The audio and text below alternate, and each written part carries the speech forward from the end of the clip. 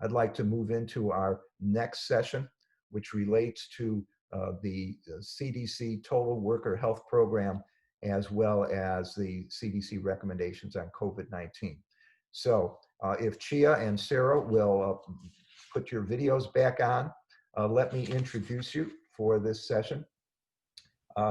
Chang is the coordinator partner for partnership and new opportunity development of the Office of Total Worker Health at NIOSH. She has been with that organization for quite a while and collaborates with stakeholders to share the research that the CDC and NIOSH does, and also promising practices relating to advancing total worker health.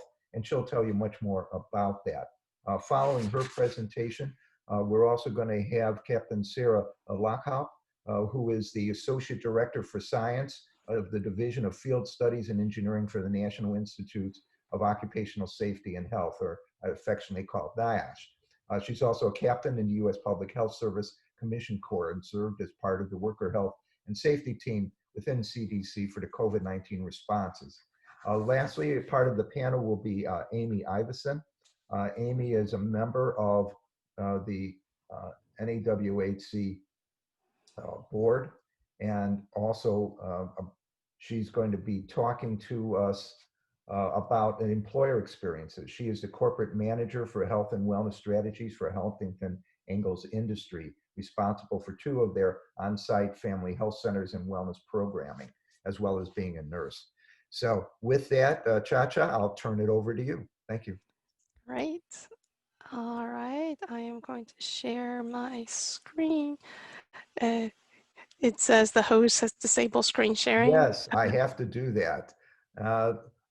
Learning more and more about my requirements of running this ship here. Okay, the spaceship is changed. You now have total control. Oh my.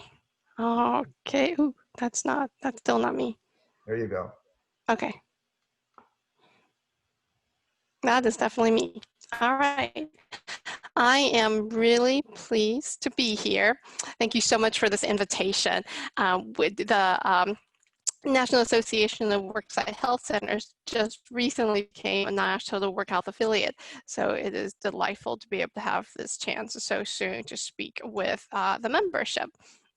I am Cha-Cha, as Larry said, and just to be clear, NIOSH is a part of the CDC, Centers for Disease Control and Prevention. So we do research, and we are the part of the CDC that focuses on employee health and well-being. So it's very relevant to this association. I'll start off with a very basic definition of what is total worker health. It's a long definition, so I broke it up into pieces. It is policies, programs, and practices. Practices, I like to point out, that gets at the part that is the unwritten aspect. You know, we all know what the written policy is, but what happens in real life? That is what practices means. Total worker health focuses on integration of protection from work-related safety and health hazards, and promotion of injury and illness prevention efforts. And that's the part that's very relevant to this association. It's all about disease prevention and injury prevention with the goal of advancing worker well-being. And you see that that's a long definition, and later I'll go over a framework we have for what is worker well-being, but I'll talk a little more about what is total worker health. As I've said, it's an integrated approach, and so we see worker safety, health, and well-being as really requiring all the different departments in a company to work together, whether it's control of hazards, the centerpiece, or things related to compensation and benefits, having good leadership, having good policies in place. Organization of work relates to having flexibility and autonomy in your job, so you could choose your schedule. These days, we're sort of not having a choice in where we're working. Changing workforce demographics. I think for this association, you're very much thinking about the different age groups that people have, that you have in the workplace. And new employment patterns refers to something that's particularly relevant right now, the contingent workforce, people who work part-time, who are on contract, what we call like the Uber drivers. I'm gonna pause and take a poll and see, for those of you who are on this call, how would you describe sort of where you are in the organization?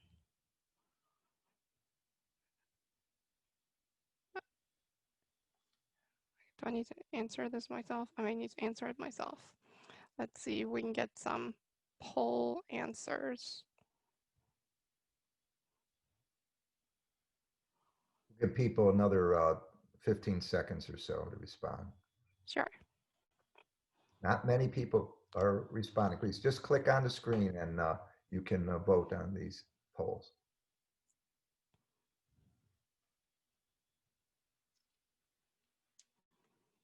Okay, we only have about 70% responding, but this will give you an idea. Okay. Okay, so the largest group in benefits management, which is very appropriate. Something else, I'm sorry, there's probably many things I haven't captured, program manager and some healthcare providers. So that's interesting. It's also useful to know as I'm sort of going forward in this presentation.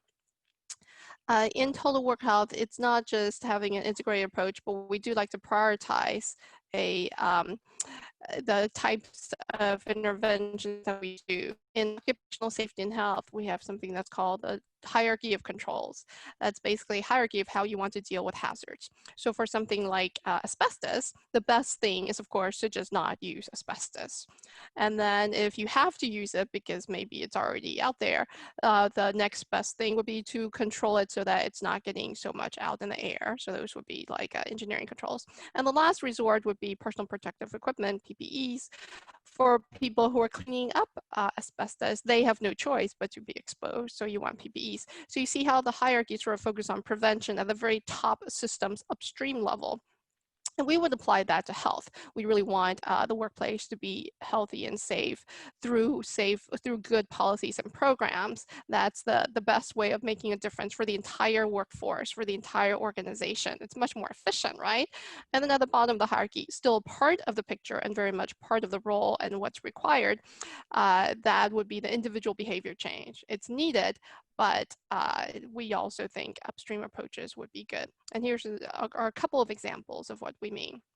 For something like musculoskeletal disease, one of the first things we want to do is reorganize work so that people have flexibility and the ability to take a break and change their tasks if needed. So you see how that's definitely a workplace policy. Another approach is to have a good psychosocial work environment. Studies have shown that job stress does make the MSDs a little worse. So that's something that can be controlled through having a good supervisor, good management, a positive culture. And you see how these two that I've talked about are things that are sort of beyond the control of the individual employee. And then to the right are the things that we are more often thinking about, the ergonomic consultations, which are very important, and the individual sort of exercises, which are also extremely much part of the picture.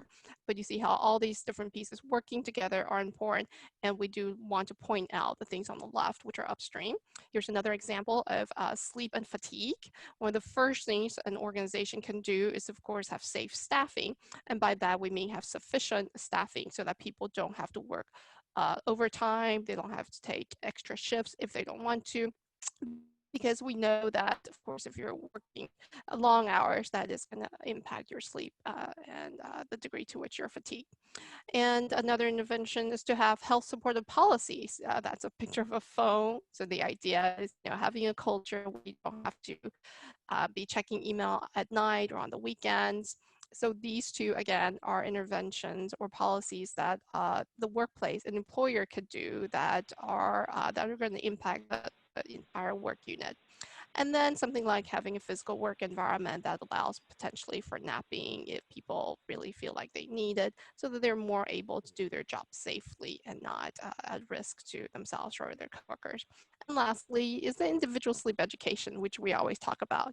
Don't drink coffee, turn off your phone before bed. And this is sort of another example of all the different puzzle pieces working together with a particular with a particular attention to the more upstream approaches.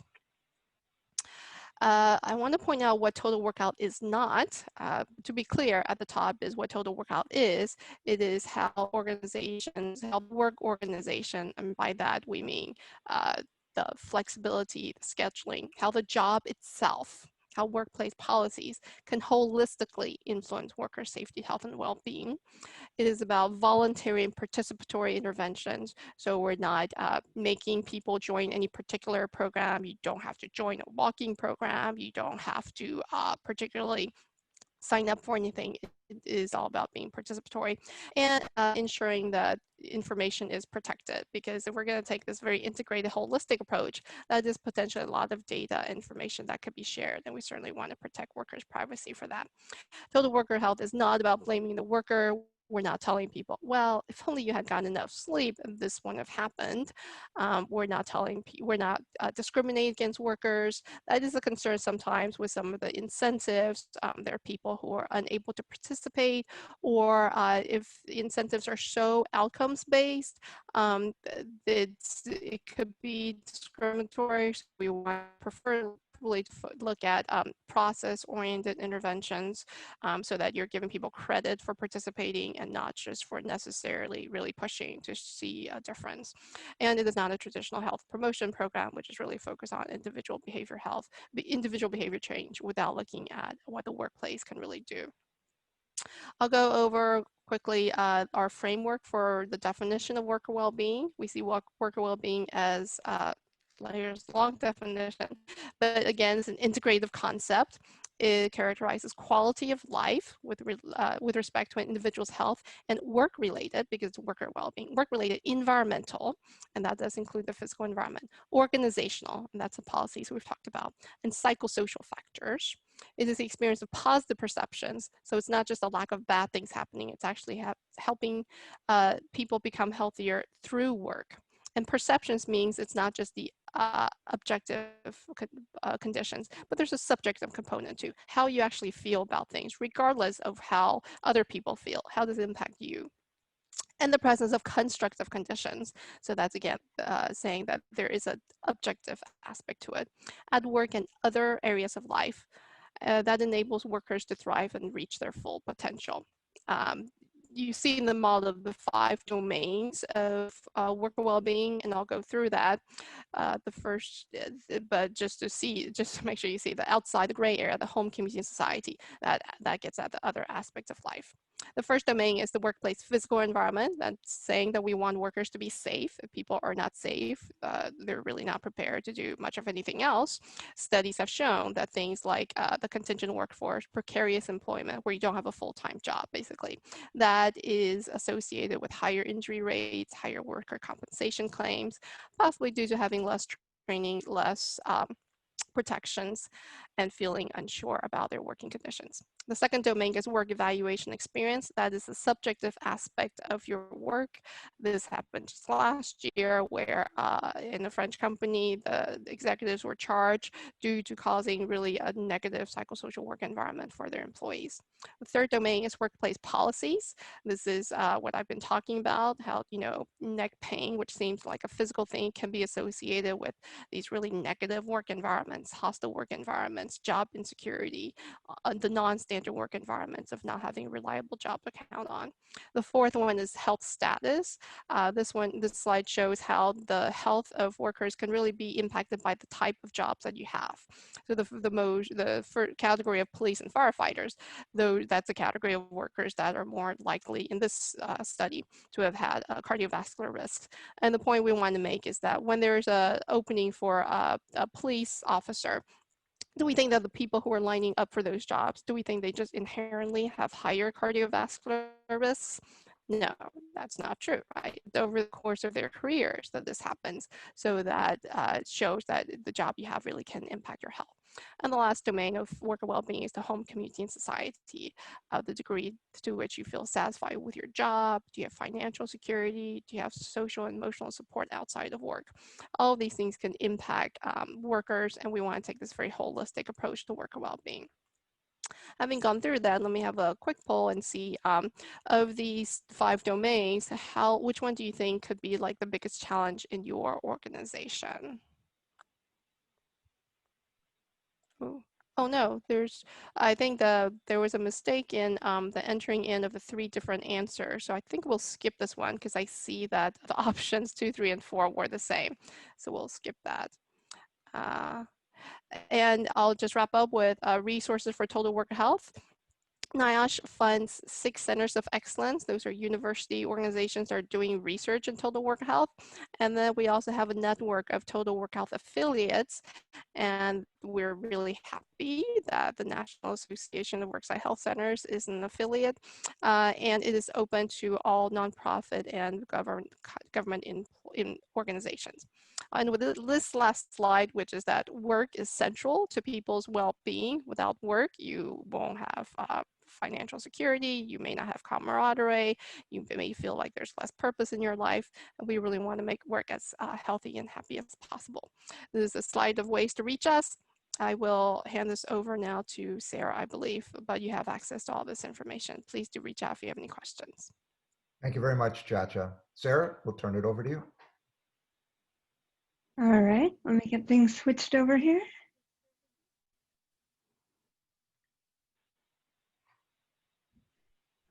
You see my screen now?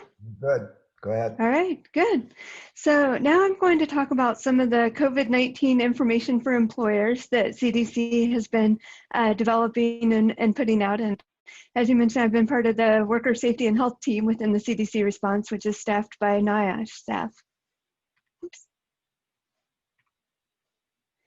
So this is the disclaimer that this information is not exhaustive and comprehensive. Please go to the website to look for additional information and also for updates. As you probably know, the CDC website information about COVID-19 is changing very quickly and frequently.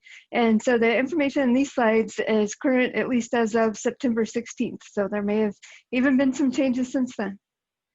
So I'm going to talk a little bit about preventing COVID-19 transmission in the workplace through screening, testing, managing of ill workers, and planning for vaccine distribution. And as Larry mentioned, that's something that CDC is very involved in right now and is looking forward to working with this organization on.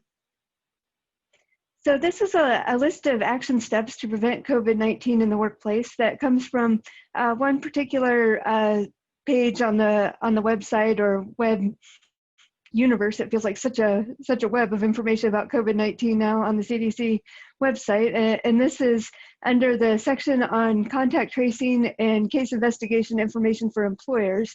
And I think this is a kind of a good list of the things that employers need to think about. Creating a COVID-19 preparedness, response, and control plan. Identify where and how workers might be exposed to COVID-19 through a hazard assessment. Evaluate and institute control measures according to the hierarchy of controls, which Chacha talked about in terms of total worker health, to protect employees and members of the general public. Identifying a coordinator or a team to oversee COVID-19 activities. Become familiar with local health department resources. Review CDC's case investigation and contact tracing guidance. Although most of it is geared towards health departments, it's good for employers and worksite health clinics to understand what the health departments are thinking about and how they can work together. So you'll notice if you go to this site for more information, that's a big theme of this particular page is about employers and including worksite health clinics working with the local and state public health departments. So then finally, educating employees about prevention measures and encouraging them to collaborate with the health department. So I like this Swiss cheese analogy that I've heard several people present for addressing COVID-19 and why we need so many different interventions, because prevention works best when the most effective practices are stacked. Sometimes you have a few interventions that are like slices of Swiss cheese. None are perfect, which represents the holes in the cheese, but if the slices are stacked, the holes can be covered. So layering imperfect interventions can slow down transmission as opposed to any one intervention on its own. So one of the slices of Swiss cheese and interventions that I'm going to talk about is screening for symptoms, signs, and exposures. And I think I have a poll question here.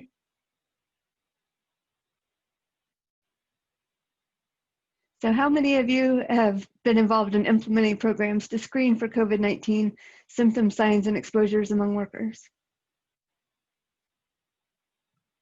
Give people about 15 seconds to respond to that.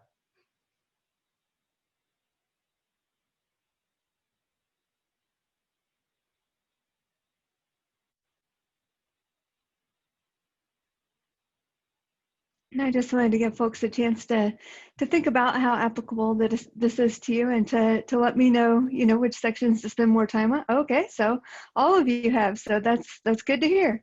So you probably know most of the information I'm going to talk about, but just to emphasize some of the key points that CDC likes to make about this is that COVID-19 screening is for fever and other symptoms is an optional strategy. It may help identify some persons with COVID-19 before they come into contact with other employees. But people with the infection, as you know, can be asymptomatic, resulting in limitations to symptom screening. It's also important that before implementing screening, you should ensure that sick leave policies are flexible and consistent with public health guidance, and employees are aware of and understand these policies. And with the CARES Act, so there's some additional support for employers to be able to provide sick leave for COVID-19 related issues. So that's good to be familiar with. It's also important to remember that screening is not a replacement for other protective measures such as social distancing. So one option is self-screening, and this could be done even in addition to on-site screening. We encourage you to encourage individuals who plan to enter the workplace to self-screen before coming on site, and to stay home if they have symptoms of COVID-19, fever, or under evaluation for COVID-19, like they have a pending test or they have a recent close contact, or they have actually been diagnosed with COVID-19 and have not yet been recommended to discontinue isolation. Now, if you do in-person screening, we have some information online to think about safe and respectful in-person screening. So, of course, we want you to maintain social distancing guidelines during screening, follow guidance from the Equal Employment Opportunity Commission regarding confidentiality of medical records, and to prevent stigma and discrimination, make the health screenings as private as possible, and do not make determinations of risk based on race or country of origin. So a few notes about asking about symptoms, because we get a lot of questions about which symptoms should be included in a screening program, since we know that there's so many different symptoms, including some very non-specific ones like a headache. So although there are many different symptoms listed on the website, you might not want to treat every employee with a single non-specific symptom as a suspect case of COVID-19 for screening purposes. So we recommend that you consider focusing the screening questions on new or unexpected symptoms. For instance, a chronic cough would not be a positive screen. And then a few notes about similarities and differences between flu and COVID-19 as we go into the flu season. Because some symptoms of flu and COVID-19 are similar, it may be hard to tell the difference between them based on symptoms alone. Both of them can have varying degrees of signs and symptoms, ranging from no symptoms to severe symptoms. A couple of unique things about COVID-19 compared to flu is that the COVID-19 symptoms may include change in or loss of taste or smell, and that we know it is possible for people to spread the virus for about 2 days before experiencing signs or symptoms and remain contagious for at least 10 days after signs or symptoms first appeared. So yeah, we understand that it is very difficult to distinguish between them, but it's important to remember that employees who have the flu should not be in the workplace either. So whether someone has the flu or has COVID-19, it's good for them to stay home and telework if that's an option and they feel able to, or to have leave if that's what's needed. So the next section is about testing for COVID-19, and I think I have another poll question here. So how many of you have implemented programs to test for current COVID-19 infection among workers?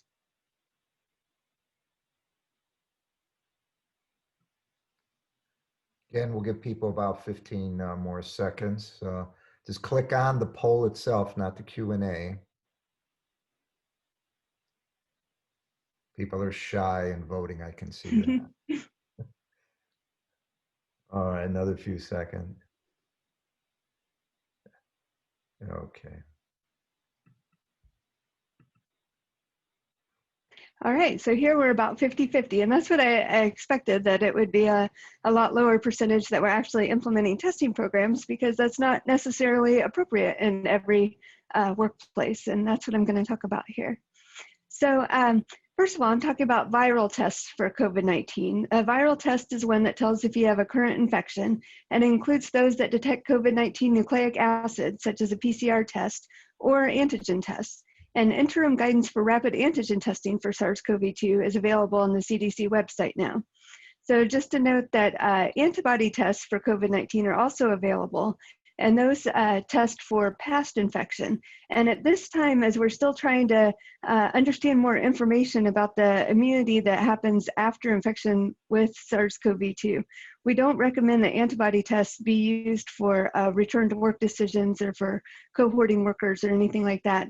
But please do continue to check the CDC website for the possibility that that guidance may change. So for the viral testing in non-healthcare workplaces, we have a special page dedicated to considerations for that. And there are some other pages about testing in other specific settings, such as healthcare settings and prisons and homeless shelters. But for all of the different settings and for viral testing in general, CDC describes 5 different categories of people to be considered for testing. And I'm just going to talk about the first 3, which are most relevant to the discussion here about workers. And the first is fairly straightforward: individuals with signs or symptoms consistent with COVID-19.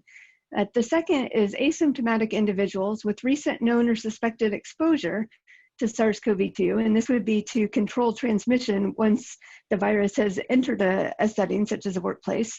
And number 3 is testing asymptomatic individuals without known or suspected exposure for early identification in special settings. And it's important to note that this is just for special settings where the virus hasn't even been introduced yet, or isn't known to have been introduced, but it would be especially bad if it were introduced. So the biggest example of this is in nursing homes, but there are other work settings where this may apply too. So the rationale for testing asymptomatic people, again, is that the virus is very contagious due to a high level of shedding in the upper respiratory tract, and that pre-symptomatic people are infectious 1 to 3 days before symptom onset. So asymptomatic workers with known or suspected exposure include both known close contacts that were reported by the case patient during contact tracing, but it can also include in a workplace possible close contacts due to workplace characteristics that weren't necessarily identified by the case patient. But a decision to test this group should be based on available resources and guidance from local health authorities. And some high-risk work settings that have demonstrated potential for rapid and widespread dissemination that might be considered for this include high-density critical infrastructure workplaces, such as meatpacking plants, and workers where employees live in congregate settings, such as fishing vessels. Asymptomatic workers without known or suspected exposure in special settings. Testing this group may be considered when there are areas with moderate or substantial community transmission, where physical distancing is difficult, workplaces in remote settings, critical infrastructure sectors, and workplaces providing congregate housing. So I actually meant to keep the fishing vessel example for this one, because that's a place where you might even think about asymptomatic workers without a known exposure in order to prevent the virus from entering the setting.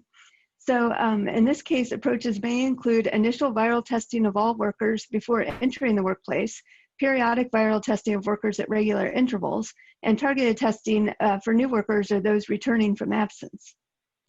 So now a few words about managing ill workers once they're identified through symptoms or testing. So workers who fail to entry screening, test positive, or become ill during the day should be sent home. They should be encouraged to self-isolate and contact a healthcare provider. They should be provided information on the facility's return to work policies and procedures and resources to identify local testing sites. You should inform human resources and the worker supervisor so that the worker can be replaced without letting them know specifically why the person is out of work, and disinfect the workstations and tools that have been used. Some additional response include informing all work contacts of possible exposure without naming the person who is sick. Provide guidance to fellow workers on how to proceed based on CDC recommendations. On-site healthcare personnel that are assisting the person should follow appropriate CDC and OSHA guidance for healthcare and emergency response personnel. And we encourage you to work with state, local, tribal, and/or territorial health officials to facilitate identification of other exposed and potentially exposed individuals, like coworkers, and close contacts may need to be referred for testing. So when to quarantine? Quarantining is for those who are exposed, who should stay home for 14 days after your last contact with a person who has COVID-19 to protect yourself and others in the workplace.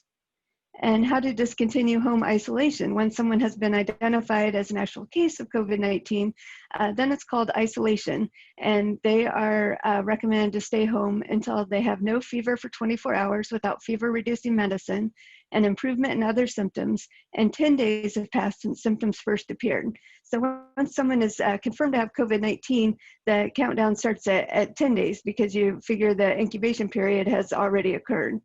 So people who have not had any symptoms but have tested positive should still wait 10 days after their first positive test.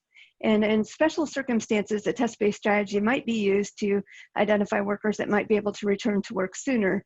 But in general, we believe that the 10-day strategy is the preferred strategy right now. Planning for vaccine distribution. So I have another poll question here. So how many of you have started planning for COVID-19 vaccine distribution among workers? And we'll see whether that's higher or lower than the percent that have implemented testing. And another 15 seconds. Apparently some people are not able to see the poll, and I apologize for that. It may be through the balance between the two types of virtual platforms we have, but this will give us a good idea what's going on. Here we go. Yeah. And it just gives us a chance to pause and think too. So yeah, so about 25% of those who have answered have started working on planning, and it may be that more of you will be working on that in the coming days as this becomes closer. So I think Larry mentioned that the CDC Vaccine Planning Unit is going to be working with NAWHC to talk further in more depth about vaccine planning and how worksite health centers can be involved. But I want to just go over some general information. So you may have heard of Operation Warp Speed, which is a collaboration between the Department of Health and Human Services and the Department of Defense. And their goal is to produce and deliver 300 million doses of safe and effective vaccines, with the initial doses available by January 2021. And there's a website about this where you can find more information.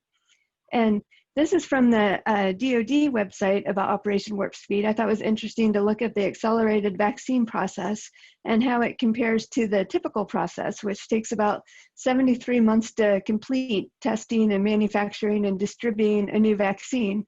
But with the accelerated process for Operation Warp Speed, they're hoping that can be closer to 14 months. And one of the ways that's being done is by having some of the steps take place at the same time. So even as trials are ongoing, the government is funding large-scale manufacturing of the most promising vaccine candidates to either be used if they're shown to be effective or be disposed of if they're not. But they're decreasing the time by doing that manufacturing at the same time as testing.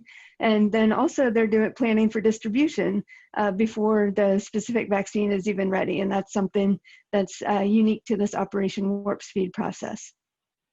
So on their news highlights on the Operation Warp Speed site, it says 14 promising candidates were chosen from 100 plus candidates and then narrowed down to 7 candidates with a range of technology options to kind of hedge their bets. And large-scale randomized trials for the demonstration of safety and efficacy will proceed for the most promising candidates. At the time that I wrote this, there were 2 promising candidates in phase 3 trials that started in July, but I think it's now up to 4. And the FDA Vaccine Advisory Committee is scheduled to meet October 22nd to talk about the progress of those trials.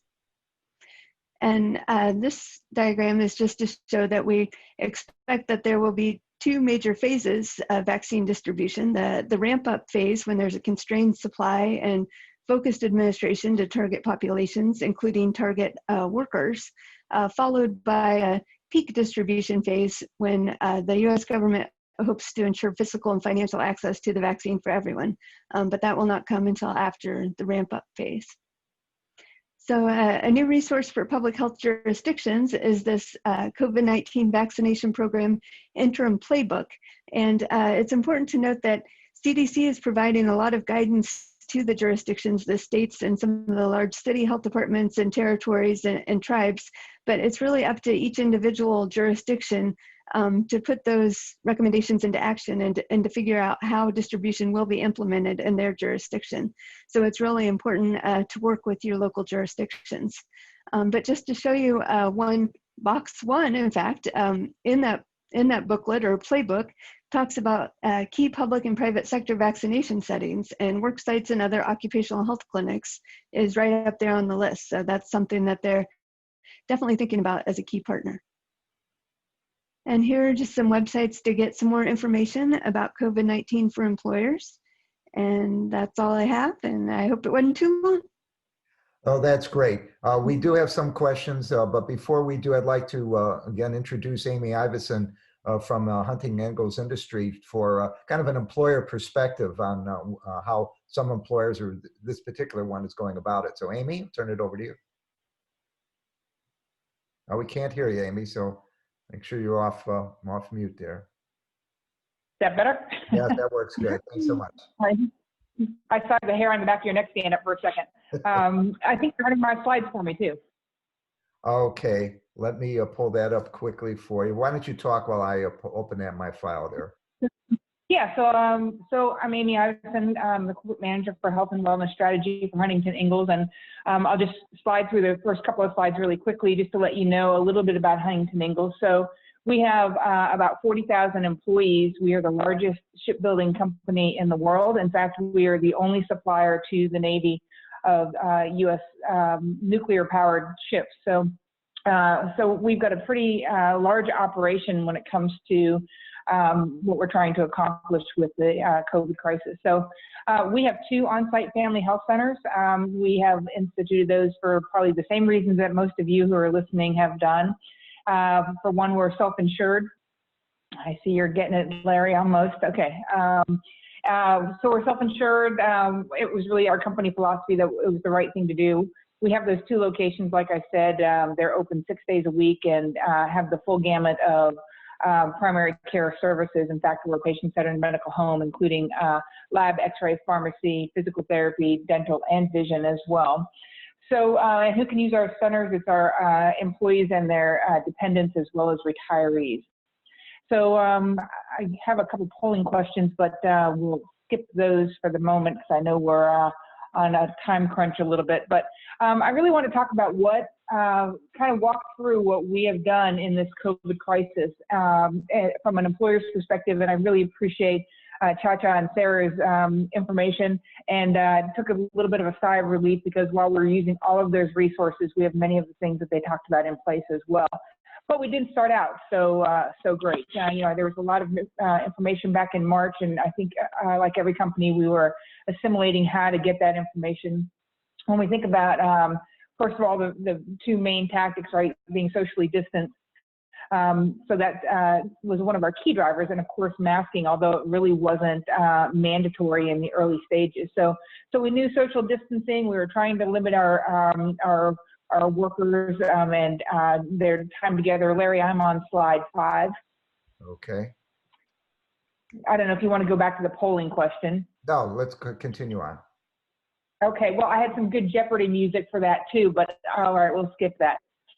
So when we think about, so yeah, we're on slide 6. So this is kind of our mid stages of COVID-19 prevention. So socially distanced at this point, we're thinking about, you know, early April, really realizing that we had to do a much better job at following through on what social distancing what really was. Many of you are doing the same things, discouraging gatherings, limiting to 10 people, minimizing contact to 15 minutes or less, staying 6 feet apart, and then also changing the direction of some of our traffic, not just foot traffic, but traffic on with forklifts and with other heavy machinery as well, but really trying to minimize the contact and the time to contact. We decided that masks need to be mandatory in this mid-stage, and as many of you did as well, we upped our rigorous cleaning. And in fact, we even went from a 3-shift system to 2 to allow greater cleaning in between the shifts. And then testing at this point, we were doing some temperature checks at shift start. I see I got a typo there. We were testing for symptoms and we were quarantining for exposure. So just thinking about the impact of that on our workforce and probably yours as well was pretty significant. But let's go to the next slide, Larry. So here's where we're currently at. Really no change in this there you go. No change really in the social distancing. Again, just holding people accountable to that. Masks is still mandatory. The rigorous cleaning system, we're still on a 2-shift system, but we certainly have changed some of our tactics when it comes to testing. While we're no longer doing temperature checks, we did distribute many thermometers so that people could do a daily self-monitoring. We are testing for symptoms, obviously, but we also want to increase or decrease the time that somebody's in quarantine. So we have a rapid test through our vendor partner QuadMed, and they're able to get those results back to us very quickly. So for those people that were going out on quarantine for exposure, being able to have that rapid test and do that twice before they're able to come back to work has really been an important game changer for us. We're also considering right now randomized testing. So I think Sarah talked a little bit about different categories of testing. We're also considering testing in an asymptomatic population that is at high impact, critical position. And that again is going to be important for us. So those last 3 tactics there under testing really helps us to get people back to work quicker and to maintain the workforce. So other measures that we've been looking at, obviously following all the concessions of the CARES Act, we're maximizing telework, as most of you are as well. You know, our philosophy is that you're safer at home, and right now we have about 6,000 teleworkers. We have some of those that are slowly coming back, but I think in many companies, there's some aspect of this telework that might be the new normal in our business, so we need to consider how to incorporate that into our workflow as well. We're focusing on social distancing as the primary tactic. You know, some people feel a false sense of security with a mask on, that you can still gather in large gatherings, but we're really focusing on not just the mask, but really the idea of social distancing as well. So we've really taken that to heart in terms of some of our processes and some of our meeting opportunities in the way that we are reaching out to employees. And then certainly liberal leave, certainly in the early stages, our message is always stay at home if you're sick, and we streamlined our short-term disability claims process so that nobody was penalized if they needed to go out for a high-risk exposure or feeling like they're at high risk just in general. So what is the role of your on-site and near-site healthcare centers? Well, you know, nobody was really prepared for this, obviously, but the good news is we were really well prepared and poised to have a very important key partnership with our partner vendor, QuadMed, who runs our family health centers. The primary focus obviously is on safety and outreach, being nimble with directions and offerings, and aligning our messaging between the entities. So in other words, we didn't want QuadMed to send out something about COVID that was not consistent with the messaging that we were sending out as well. So they're helping us with testing for patients who are symptomatic, and they're a key component and key player in how we're evaluating to expand that, as I discussed in the previous slide, about those high critical positions that we know we need to keep healthy, as well as bringing people back to work if they're just out for quarantine and not exposure. And then also preparing for a larger than normal flu shot events. You know, we have had many conversations about this. I think the supposition is from all of us that we're going to have more people who are going to want a flu shot this year. So QuadMed has really stepped up to the plate to say, not only are we going to order this, but we're going to make sure we have a good process in place to order more if we need to. So that's been very important. These next 2 bullets are a couple of my favorites during this whole process, and what a great partner we've had in QuadMed to outreach to their high-risk primary care patients. So in other words, you know, for that high-risk population that we know COVID has a more detrimental impact, they've been reaching out to those patients because we don't want patients to come into the family health center unless they're sick, but really being able to reach out to them, monitor them virtually if possible, make sure that they are able to stay healthy and give them some tactics, but then also for our patients who have come up positive and following up with them as well and making sure that they've been able to maintain and stay healthy and stay out of the hospital as possible. Increasing our telehealth and virtual offerings, and then adjusting our performance guarantees because we haven't had the same level of volume. So Larry, I know we're getting close to ending here. I've got, I think, one last slide that probably people are interested in. What are the future considerations? We've had 1,450 cases at about 4.1%, which is a little bit less than our community exposure rate. We talked about managing the flu in the midst of the pandemic. I know that we're going to talk more about that. We're going to be moving back to 3 shifts. How do we do that?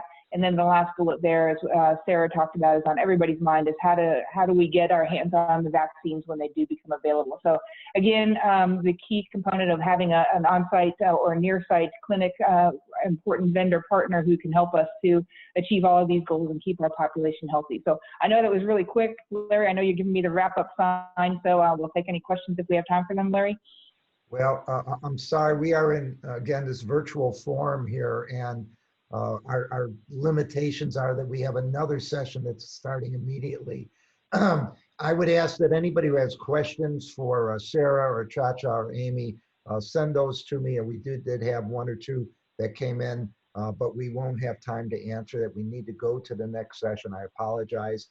But one thing I will promise you, NAWHC is planning to have another hour session just on this topic.